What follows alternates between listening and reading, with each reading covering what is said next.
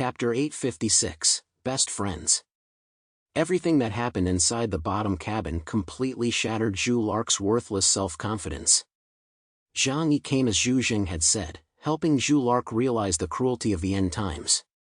He looked at the bloody cabin in front of him and was a little surprised. He knew that there would be fierce fighting here, but he didn't expect it to be so tragic. Don't worry, I'm not so bored that I would snitch on my leader. I won't tell Commander Zhu about this. He smiled and leaned over to look at Zhu Lark. This will be our little secret. Zhu Lark's heart gave a small thump.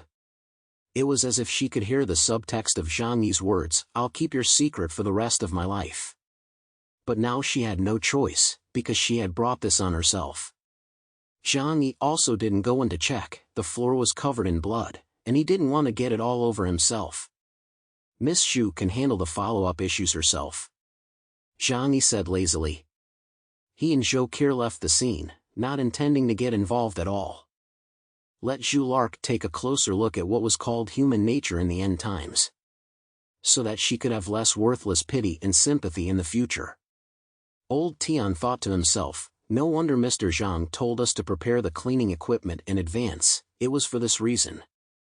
He glanced at Zhu Lark, who was kneeling on the ground, already limp and unable to get up. Miss Zhu, do you want to go in and take a look? Zhu Lark shook her head repeatedly, no, I'm not going to go in. But Mr. Zhang said that there are still problems here waiting for you to decide. He lowered his voice and asked, there are still a lot of people alive inside the cabin. Although they are survivors, they must have participated in the attack. What do you think should be done with them? Do you want to? His hand made a motion around his neck. If Zhu Lark spoke up at this time, he would not hesitate, he would report to Zhang Yi. After all, there were still so many living people, and they would all be taken back to Tianhai City in the future as precious resources for labor. It would be a shame to kill them casually. Old Tian said this because he knew that Zhu Lark did not have the courage to do so and was just teasing her. Zhu Lark shook her head vigorously, no, don't kill them. They must also have had no choice but to do what they did. As she spoke, she suddenly burst into tears, covering her face as tears ran down her fingers. Seeing Zhu Lark in this state, everyone's faces revealed expressions of contempt and impatience. You chose this path yourself, but things have turned out like this. All you know how to do is cry and play the victim. None of the survivors from Tianhai City had not experienced many trials of life and death. Their hearts were harder than iron. They could not stand Zhu Lark's weak and incompetent behavior. Old Tian asked Zhu Lark a few more questions, but she did not get a reply, and she just let her crying get louder. This arrogant, self-righteous woman would only choose to cry and avoid her responsibilities when she encountered problems. Old Tian would have scolded her long ago if it weren't for her status. But the way she looked was also very helpless. There was no choice but for old Tian to go over to Zhang Yi and ask for instructions on what to do. Hearing that Zhu Lark would only collapse and cry there, Zhang Yi rubbed his forehead. She's even more fragile than I thought. I was hoping that after this blow, she would mature a little. Zhou Qir laughed, I think she has definitely grown up. But it's just that for a girl like her, it's already pretty amazing that she hasn't gone crazy after experiencing such a huge change for the first time. It seems like you've given her a bit too much of a shock. Zhang Yi looked at her, too much? Why do I feel that it's not enough? When Zhou Qir first signed the contract, what she did was far more terrifying than what Zhu Lark had seen.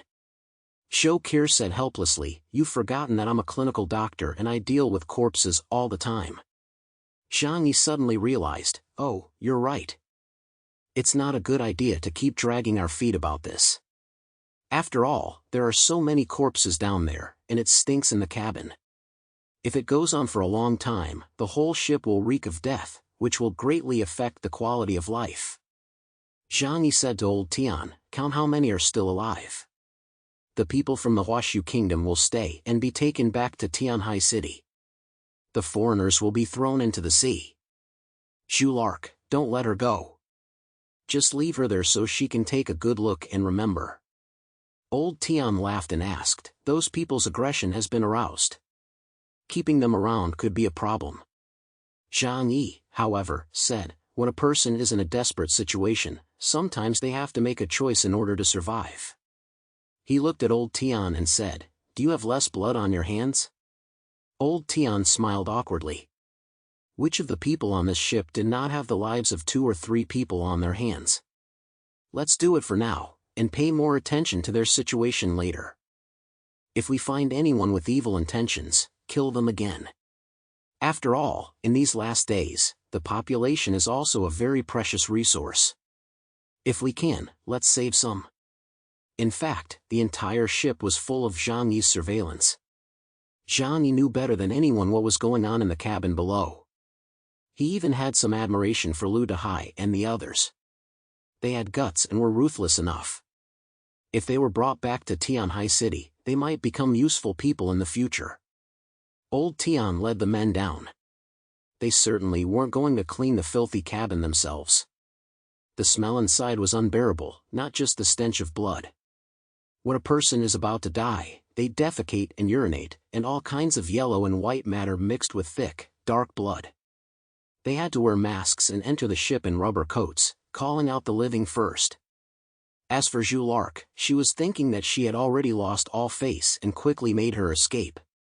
But Old Tian said, "You are in charge. If you leave, we won't know what to do.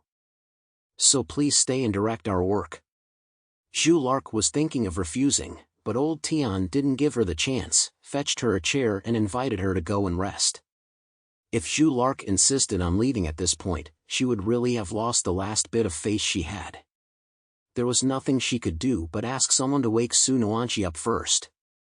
Yes, not to send Su Nuanqi, who had fainted, back, but to wake her up. Best friends go through thick and thin together. This problem was easy to solve. Just shove the cold butt of a gun into her neck, and she would wake up in an instant from the cold. Su Nuanqi opened her eyes with a start. Who am I? Where am I? Jules Arc didn't care about her state, and pulled her next to herself to help bolster her courage. Su Nuanqi came back to her senses, her face turning green with fear, and at the same time, she secretly resented Jules Arc for dragging her down. But at this time, Jules Arc naturally couldn't let her go. Chapter 857 Restless Hearts. Old Tian had everyone who was still alive cleaned up. According to Zhang Yi's instructions, all Huashu Kingdom citizens were to be left behind, while the stowaways were naturally to be helped to heaven. After the battle, there were countless casualties in the entire bottom cabin. There were 75 people still alive, 28 of whom were seriously injured, while the others had only minor injuries. Old Tian thought of Zhang Yi's instructions and had the wounded gathered in a dry warehouse first, waiting for Zhang Yi's orders. Whether to throw them overboard or to save them would be decided at the appropriate time. As for the stowaways, those who were dead were already dead, and those who were not dead would be executed. Then he summoned the lightly injured people from the Huashu Kingdom and told them to act as laborers, throw the dead bodies into the sea, and then clean the entire cabin. Even though these people were already very tired, they still had to perform a lot of labor. However, they felt an unprecedented sense of relief in their hearts. Because there were many dead people in the cabin. From now on, they no longer need to worry about running out of food. So, the bottom deck here began to buzz with activity.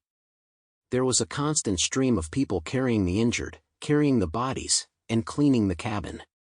These people all had to pass through the middle deck, where the members of the Rock Flow Group lived. The Rock Flow Group was treated relatively well. Compared to the people in the bottom deck, they still had a certain degree of freedom. For example, the main door was left open during the day, and they could go to the deck to get some fresh air with permission. This was mainly Zhang Yi giving Li Zhongyu a back door to show his friendship. At this time, so many people began to carry a large number of injured and dead people out. Blood dripped endlessly along the way. Many people from the Rock Flow Group saw the scene. They were already uneasy in their hearts, fearing that they would be implicated in this matter. Now that they saw a large number of dead bodies in the bottom cabin, coupled with the fact that the crew were all wearing rubber coats and carrying guns, some of them were terrified and suspected that Zhang Yi had ordered the bottom cabin to be cleaned. Once the seed of doubt is planted, it will begin to take root and sprout rapidly. With people adding fuel to the fire and making wild speculations, it will become out of control. Soon, there were nervous and fearful discussions in many cabins of the entire rock flow group. So many people died, at least 70 or 80. It's possible that everyone in the lower cabins died too. Oh my God, why did this happen? It's probably because they were fighting over food. They've had this conflict for a long time, and who can stand being hungry every day? But shouldn't so many people have died? Could it be that those people up there were purging? They never intended to take so many people back with them. Then will we end up like them? Panic began to spread in the air. Bayamo cowered in the corner, his lips trembling with fear. I'm a foreigner, I'm definitely going to die, he won't let me go. He had already lost his nerve. Xia Yinfan frowned, and said quietly, actually, I'm from Huashu Kingdom, I think I can talk some sense into him. Cha Haiqing sneered and scolded, Ye Shi Ba Lao Ma, now you're a citizen of the Huashu Kingdom again. Before, didn't you keep mocking the Huashu Kingdom, saying that there was nothing good about that place?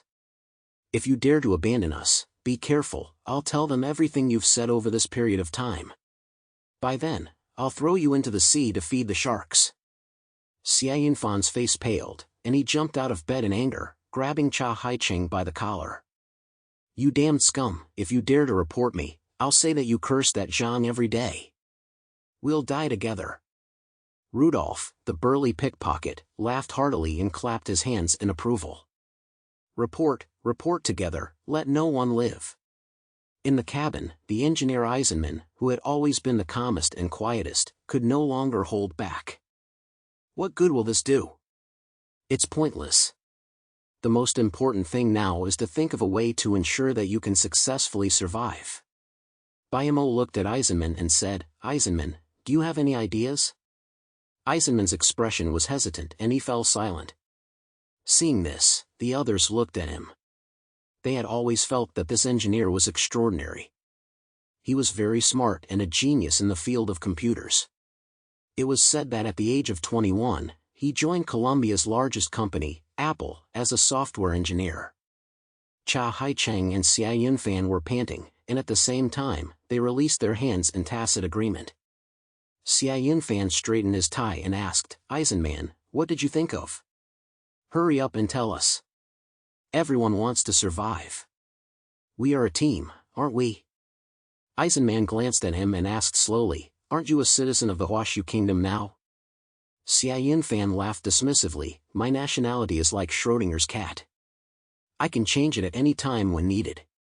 The people around him looked at him contemptuously, but Cha Haiqing laughed heartily, I was right about you, you really are a typical swindler. Xia Yinfan sneered, same to you. Eisenman, however, remained silent. The others pressed him for an answer. Just spit it out, we can swear not to tell anyone. Eisenman sneered, not trusting anyone. He was especially worried about Cha Haiqing, a two-faced scumbag who often reported on the people around him. Cha Haiqing also knew that Eisenman suspected him. He walked over, scanned the room, and then coughed. I think it's best if we don't turn on each other right now. After all, that Zhang guy never treated us as his own people. He can take our lives at any time if he needs to. Right now, we can only rely on ourselves. Cha Haiqing wanted to be Zhang Yi's lapdog, or even an undercover agent. He was willing to give up everything as long as he could survive. He was willing to report on the members of the rock flow group around him, or even offer up his still somewhat attractive wife. As long as it could let him live, there was nothing he wouldn't do. However, Zhang Yi did not give him any response, which made Cha Haiqing feel uneasy. How about this, to show solidarity, each of us scolds Zhang here. This way, no one has any way out. What do you think? Cha Haiqing still had an idea.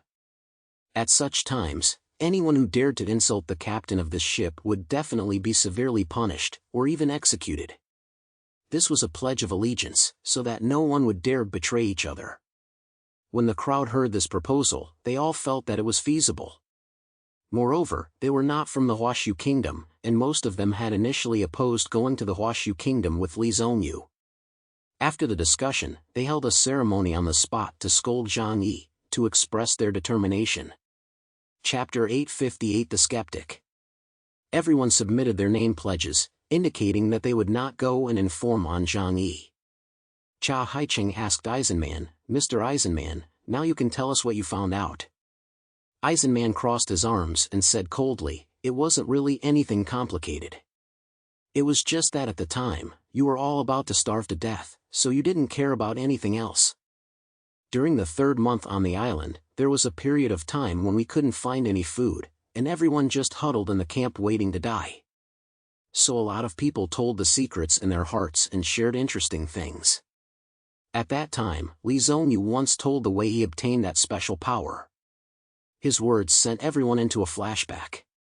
But at that time, most people didn't have the energy to listen to Li Zongyu's story, which he told with great effort. And not everyone could remember it clearly. He once got a yellow stone somewhere on Star Island. And that stone gave him his special power.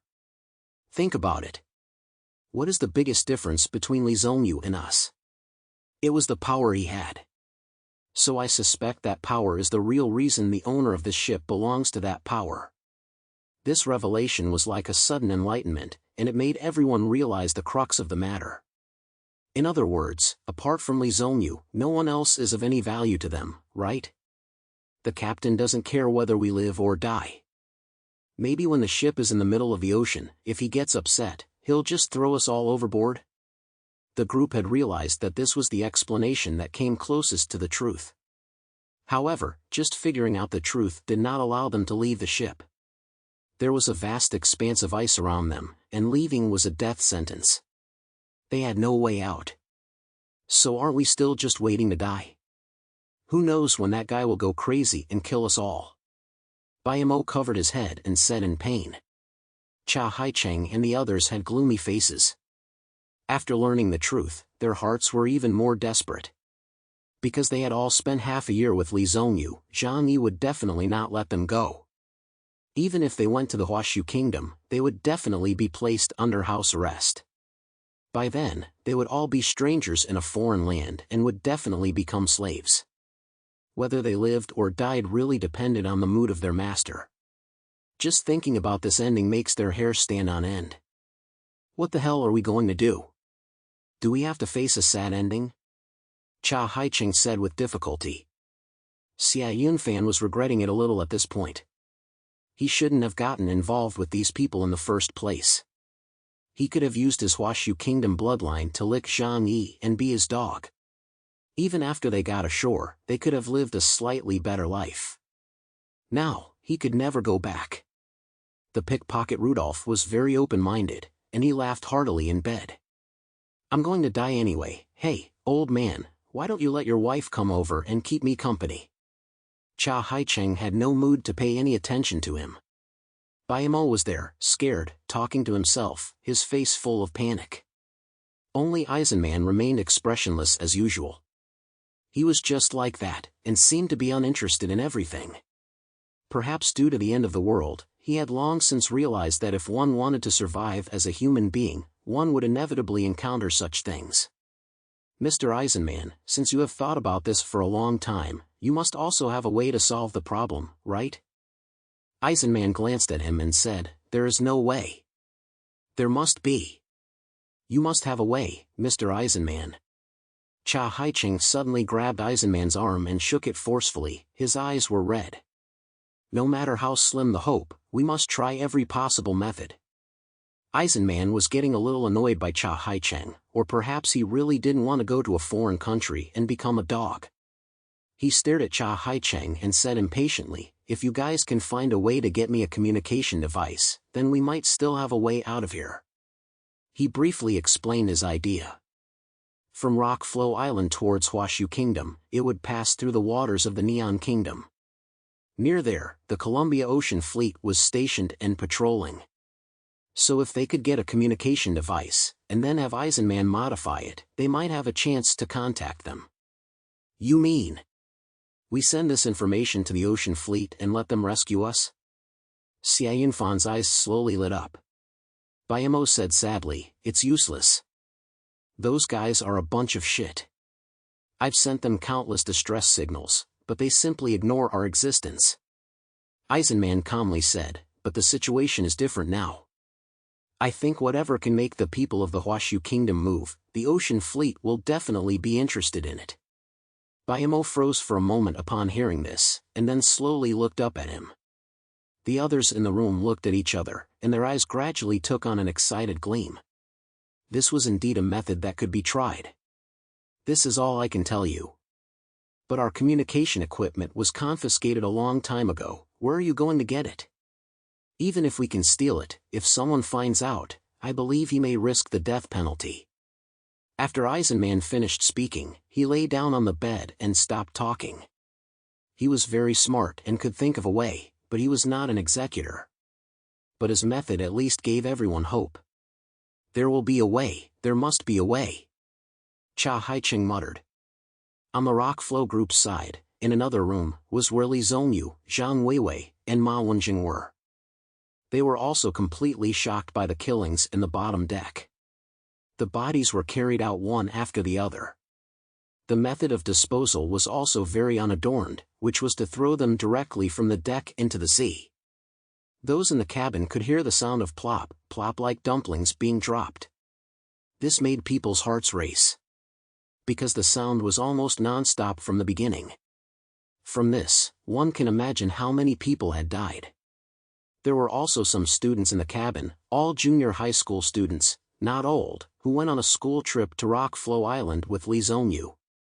Seeing this scene at this time, they cowered in fear, their faces pale. Zhang Weiwei was also full of worry, and whispered, "It's terrible, this is all just too terrible." Ma Wenjing, who was in the bed opposite, heard this and smiled lightly. Although he was a little shocked by the scene outside the window, he did not look too excited. This kind of situation was something that could have happened. I just didn't expect, he took a deep breath, that there would be so many dead. I thought that Mr. Zhang would do something about it. Chapter 859, Doubts. Li Zhongyu leaned against the iron frame of the bed, arms folded, a worried look on his face. Everything that had happened on the ship had left him very uneasy. I have to go talk to Mr. Zhang. Zhang Weiwei took hold of his arm, her eyes filled with worry. Don't anger him. Don't get too excited, we still need to rely on him to survive. She was worried that Li Zhongyu would do something stupid. After all, her husband was a man of great integrity. Li Zhongyu said, "Don't worry, I know what I'm doing. At the very least, I need to know if he is indiscriminately killing innocent people." Ma Wenjing looked at him and said, "I don't think you need to worry too much about that." Li Zhongyu and Zhang Weiwei looked at Ma Wenjing. They still had great respect for this entrepreneur inside, whose character and wisdom had been recognized by everyone on Rock Flow Island. "Mr. Ma, what is your opinion on this matter?" Ma Wenjing said slowly, "As the saying goes, severe punishments should be used in troubled times. The biggest conflict on the ship is actually concentrated in the lower decks. I don't think there is anything wrong with Zhang's approach, which was just a little cruel, to let them resolve it internally. But he is not a bloodthirsty person." Ma Wenjing thought back to what had happened that day. Through the conversation between Zhu Lark and Zhang Yi, he was able to vaguely understand how things unfolded. Maybe it has something to do with their internal conflicts. Li Zhongyu thought about this and agreed that what Ma Wenjing said made sense. But he had to go and confirm it himself to feel at ease. Because the lives of all of them were in the hands of Zhang Yi. So Li Zhongyu planned to go up there and talk to Zhang Yi. The people on the ship were still relatively polite to Li Zhongyu. This was Zhang Yi's order, which gave Li Zhongyu a certain degree of freedom. Li Zhongyu simply told the crew member in charge of patrols that he wanted to see Zhang Yi, and someone immediately reported to Zhang Yi. Zhang Yi was not at all surprised to hear the report. He knew that the people in the Rock Flow group were scared to death at this time. Although he didn't have any thoughts about the rock flow group, he still had to appease people's hearts a little to avoid any mishaps in the future. So Zhang Yi had Li Zhongyu brought to him. Li Zhongyu met Zhang Yi with caution and politeness. After a few official greetings, he asked in a pretentious manner, "It seems that something happened in the cabin below today. May I ask what happened? Please don't think too much about it. It's just that we were all pretty scared when we saw so many people die. First of all, I want to make it clear that I personally absolutely trust you and firmly support the decisions made by the organization. I just want to find out what happened, so that I can give everyone an explanation and set their minds at ease." Li Zhongyu's careful appearance made Zhang Yi feel a little familiar. But this was also what he admired about Li Zhongyu. If this man wasn't so cautious, he was afraid that it would be difficult for him to lead so many people from the Rock Flow group and survive on Rock Flow Island for half a year. He explained lightly, "It's nothing. It was because of the shortage of food that they turned on each other." He looked at Li Zhongyu, raised one eyebrow slightly, and asked with a smile, "Did you think that I had someone carry out a major cleaning in the lower deck?" Li Zhongyu's expression was a little awkward, and he waved his hands repeatedly and laughed. "No, no, no, how could we possibly think that?" But Zhang Yi's explanation still made him feel relieved. Judging from what had happened before, Li Zhongyu felt that what Zhang Yi had said was basically true. With their abilities, if they wanted to eliminate those people, they would not have to wait until now. Zhang Yi walked over and patted him on the shoulder. "Don't daydream all day. I will safely bring you back to your homeland.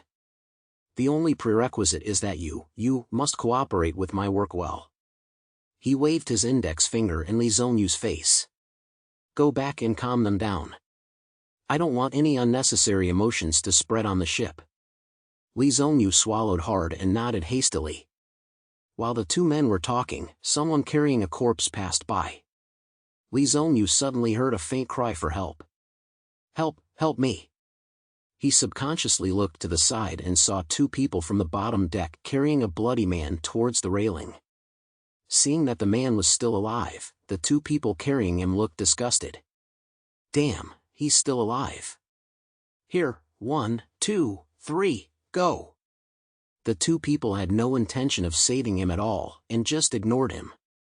In front of Zhang Yi and Li Zhongyu, they made a few preparatory movements and then threw him into the vast expanse of the icy sea. Zhang Yi glanced at the stunned Li Zhongyu and explained indifferently, "He was the culprit who caused this commotion. He deserves to die, don't you think so?" Li Zhongyu nodded hurriedly. Yes, yes, yes, he deserves to die." But the man's face was covered in blood. Zhang Yi hadn't even looked at him, so how could he be sure that he was the culprit? Perhaps that wasn't important anymore. The important thing was that he was already dead. Li Zhongyu returned to the middle of the cabin and, after thinking about it, called everyone from the Rock Flow group together as Zhang Yi had said. Everyone's faces were full of anxiety, fearing that they would be the next to be killed. Someone immediately asked Li Zhongyu a question. "Teacher Li, did a massacre really happen down there? Why did so many people die? I can still smell the blood, it's so horrible. I won't be able to sleep at night anymore, thinking that there are so many dead souls under my feet." "Shut up, just shut up." Cha Haicheng walked out and stared at Li Zhongyu, saying, "Teacher Li, you are the one who brought these people here. Now that something like this has happened, shouldn't you give everyone an explanation?" Li Zhongyu explained, "I have already asked Mr. Zhang, and the people down there had nothing to do with what happened. It was because someone sneaked up here that there wasn't enough food. That's why there was violence. Everyone has seen this kind of situation on Rock Flow Island before, so don't worry too much. Mr. Zhang promised me that he would bring them to the other side successfully. You guys shouldn't be thinking about things like this either. You should be more careful with what you say, and not say anything random. If the people up there hear it and cause a conflict, it won't be good for anyone." At this time, Mo, who was pale, wrapped himself in a blanket and questioned with a trembling voice, "Of course he said that. But who can guarantee that what he said is true?" Li Zhongyu listened to the questioning voice in his ear and took a deep breath. At this point, there is no other way for us but to trust him. Instead of adding to our worries, we should trust him first and then question him later. Chapter 860, Rock Flow Group's Self-Rescue Plan. Li Zongyu's speech did not dispel the doubts in everyone's mind. However, it did calm their nerves a little. Everyone returned to their rooms. As soon as Bayamo returned to his room, he curled up on the bed and muttered to himself, "Liars, all of them. They will definitely kill us, they definitely will." Xia Yunfan sat on the bottom bunk bed of Bayamo. The gold-rimmed glasses, one corner of which had already shattered, reflected a sinister light. "We have to find a way to save ourselves. I don't want to live this kind of life where our lives are in danger every day." Li Zongyu has probably already become an accomplice of Zhang's. He is of value to Zhang if he is still alive, but we are not. I will not stake my life on someone else's kindness. "Shut up!" Cha Haiqing suddenly yelled, his eyes staring sternly at Xia Yunfan. He cautiously walked over and looked outside the door, then locked it from the inside and walked over to sternly warn everyone. "If these words are heard by others, you will get us all killed." Xia Yunfan realized that he had spoken a little excitedly and did not refute. "So what do you say we do?" Cha Haiqing lowered his voice and scanned everyone with his eyes. "We all here are geniuses in our respective fields. I think as long as we work together, we will definitely be able to think of a way out of this situation. Now, please put aside all distractions and think about this problem." His voice dropped even lower, "We'll talk again tonight." At night, the lights in the middle cabin were turned off, and Eisenman had checked that there were no surveillance devices in the room. It was safest to discuss things in detail at this time. Everyone recognized Cha Haicheng's sophistication, and they all went back to their own rooms to quietly think about how to contact the Columbus Ocean fleet thousands of nautical miles away in the vast ocean. Zhang Yi, on the other hand, didn't feel much for the many people who had died in the bottom cabin. On the contrary, with fewer people, it would be easier to manage in the future. He did care about the feelings of his compatriots to some extent, and at least from now on, he would ensure that everyone had the supplies they needed. In fact, he had been fully aware of this great chaos from the very beginning. He knew better than anyone what had happened in the bottom cabin. As for the people who caused this chaos, Lu Dehai, Rong Lei, Yu Gang and the others, Zhang Yi had no intention of holding them responsible. In the course of a day, the bottom cabin was almost completely cleaned. There were just too many bloodstains to completely remove, and even after scrubbing it dozens of times, there was still a faint bloody smell and traces of blood. But for the survivors in the bottom cabin, it no longer felt dark and damp, but bright and warm. As for Zhu Lark and Su Nuanqi, one was so shocked that she could not speak clearly, fainted several times, and was limp and powerless. The other was so shocked that she let Zhang Yi take advantage of her weak points, and she was afraid that she would never dare to act against Zhang Yi again from now on. This made Zhang Yi feel very good. Next, if there are no accidents on the Gold Ant front, it should stabilize and return to the Jiangnan region. Even if there are some minor storms along the way, they won't cause too much trouble. However, reality is often very different from ideals. Zhang Yi believes that everyone still alive on the ship is well-fed and well-clothed.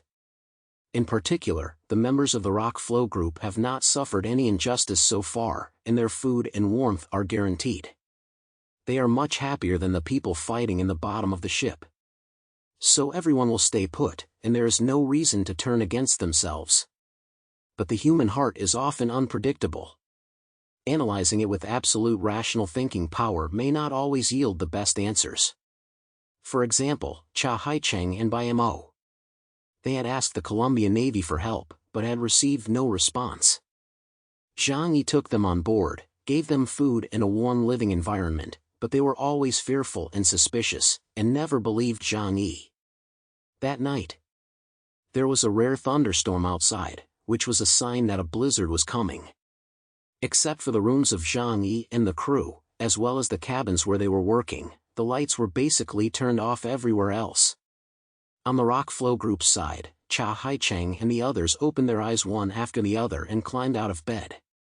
They went to Eisenman's bed and Cha Hai-cheng, who was being cautious, even picked up the sheet and blocked the gap in the cabin door to prevent anyone from eavesdropping. After preparing themselves, the group gathered together and began discussing their plan to escape from the Golden Front. Everyone, after thinking about it for a day, I wonder if you have any brilliant ideas? Cha Hai-cheng asked first. Eisenman crossed his arms and remained silent as before. He had already said what methods he could offer, but the specific implementation level was not something a computer engineer like him could do. The pickpocket Rudolph said, if you want to get communication equipment, the only way is to steal it from the crew. That's not a problem for me.